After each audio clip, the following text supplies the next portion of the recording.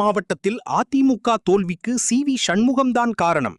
தமிழக வெற்றிக் கழகத்திற்கு ஆதரவாக செயல்பட்ட சி.வி. சண்முகம் மீது எடப்பாடி பழனிசாமி நடவடிக்கை எடுக்க வேண்டும் கோலியனூர் அதிமுக ஒன்றிய செயலாளர் பேட்டை முருகன் தெரிவித்துள்ளார். தமிழக சட்டமன்றத்தில் இன்று நடைபெற்ற நம்பிக்கை வாக்கெடுப்பில் தமிழக வெற்றிக் கழகத்திற்கு ஆதரவாக சி.வி. சண்முகம், எஸ்.பி. வேலுமணி தலைமையிலான அதிமுக சட்டமன்ற உறுப்பினர்கள் ஆதரவாக வாக்களித்தனர்.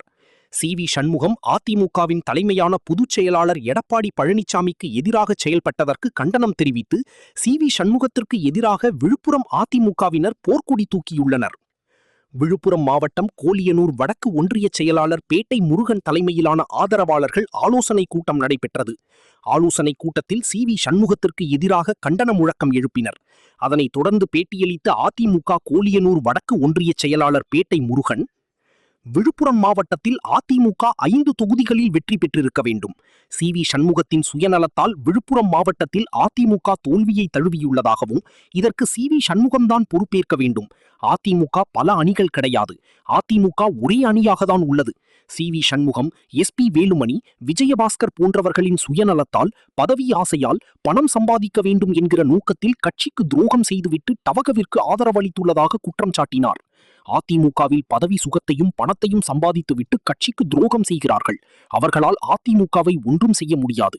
விரைவில் எடப்பாடி பழனிசாமியால் கட்சிக்கு துரோகம் செய்தவர்கள் கட்சியிலிருந்து வெளியேற்றப்படுவார்கள்.